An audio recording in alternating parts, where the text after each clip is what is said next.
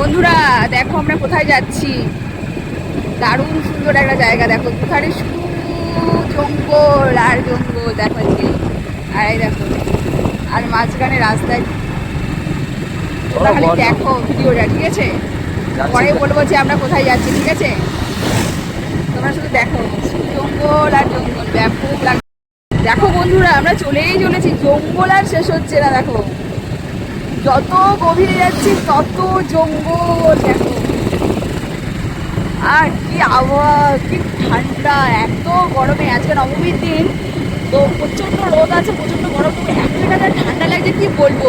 লোকজনও কম, লোকজনও নাই, রাস্তাটা একদম সুনসান।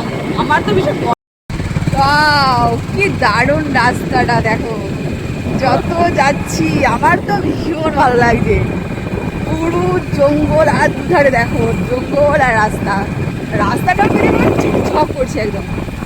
আর এই যে পর্দার আমি আয়নাতে দেখতে পাচ্ছি আমার বর আর আমি দুজনে এসছি আজকে।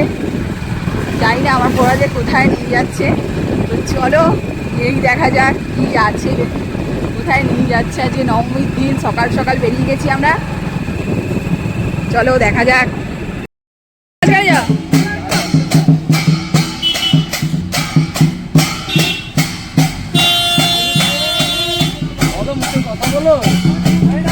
দেখো বন্ধুরা আমার বর নাচতে শুরু করে দিয়েছে। দেখো মাঝখানে এরা দাঁড় করে দিয়েছে, এই যে বাচ্চারা এদিকে ঢোল বাজাচ্ছে আর এরা এখানে নাচ করছে। তুলে দিয়েছি নাচ।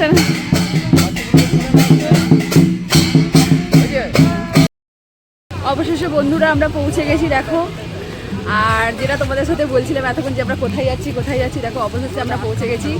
তো চলো এখন আমরা মেন গেটে ঢুকতে যাচ্ছি। চলো তোমাদের সাথে দেখাচ্ছি। মেন গেটে ঢুকে যাই, আমার কর্তা ফোন দেখছে, ঠিক আছে?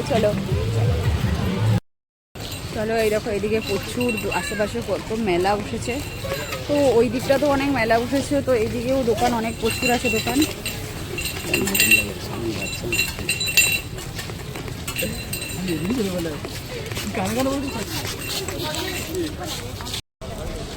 এদিকে সব পুজোর লাইন পড়েছে, এখানে সবাই পুজো দিতে চলে এসছে সবাই।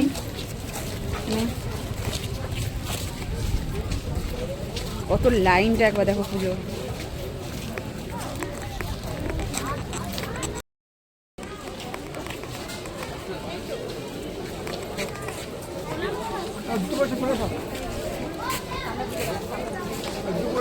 কিলো করে নিয়েছে।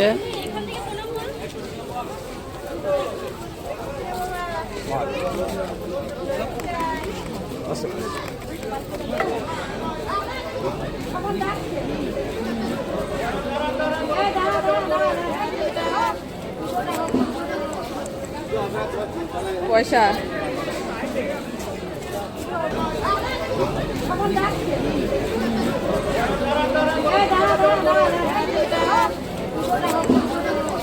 অবশেষে আমরা সেই মন্দিরে চলে এসেছি, কিন্তু উপায় নেই, লেখায় রয়েছে মন্দিরের ছবি তুলবেন না।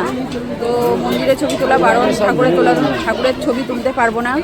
এখানে শিব ঠাকুরটাকে দেখো, তো এইখানে রয়েছে এই শিব বাবার মন্দিরটা আছে, শিব বাবার মন্দির।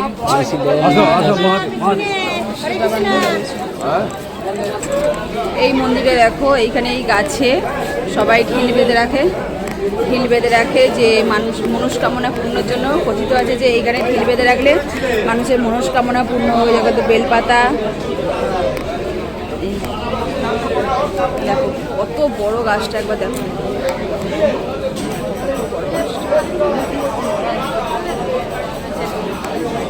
সবাই প্রদীপ জ্বালা। আর এখানে দেখো ভোগ প্রসাদ রান্না হচ্ছে। এখানে দুপুরবেলা সবাই এখানে ছোট বড় সবাই সব মানুষ এখানে ভোগ প্রসাদ পায়। দেখো ওখানে রান্না হচ্ছে, অনেক বড় কড়াই রান্না হচ্ছে। দেখো আমি একটু জুম করে দেখলাম, দেখো ওদিকে সব রান্নাবান্না, চাল ঠাল সব রাখা রয়েছে, মানুষ সব রান্নাবান্না করছে।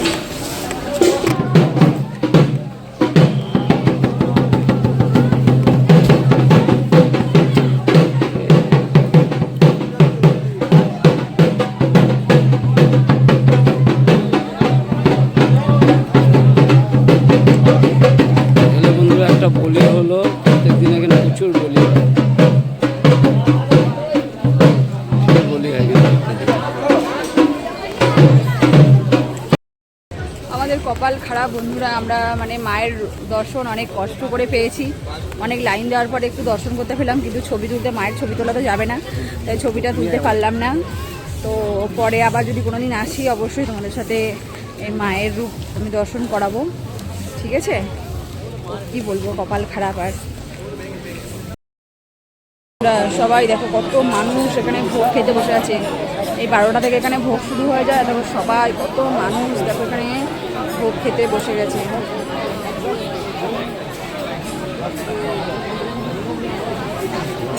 প্রচুর প্রচুর মানুষ, প্রচুর। দাঁড়া তুলে নিয়ে আসে, আমার তুলে নিয়ে আসে, সামনে যাও, সামনের থেকে এক জায়গায় না দেওয়া, আগের থেকে তুলে নিয়ে আসে।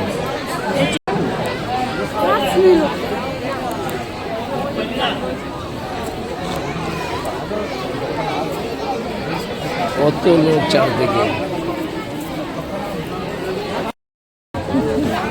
অবশেষে প্রসাদ বিতরণ শুরু হয়েছে মহাভোগের।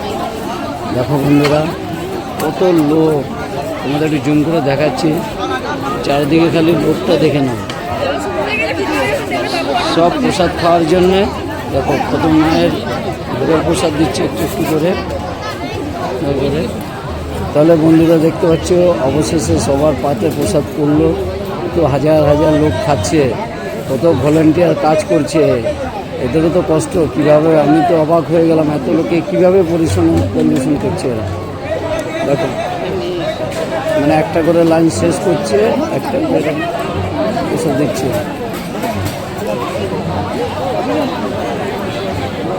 অবশেষে বন্ধুরা দেখো আমাদের পাতা পড়ে গেছে, 1 ঘন্টা অপেক্ষার পর মায়ের ভোগের কাছে খাওয়ার পরে। বাবু আর একটা পাতা, বাবু এই পাতাটা নিয়ে নাও, ভালো পাতাটা দাও, এটা চেঞ্জ করে দাও, এটা তো পুরো ফুটো, কি করে খাবে? এইদিকে আর কেউ আছে নাকি?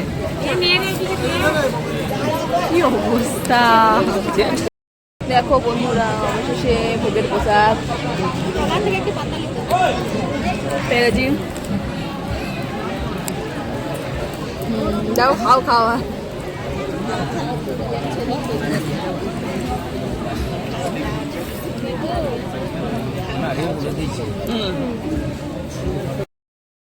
আমাদের মায়ের ভোগ খাওয়া হয়ে গেছে, আর আমরা এখন বাড়ির রাস্তার পথে বাড়ি যাচ্ছি। এই যে চলো দেখা হবে পরবর্তী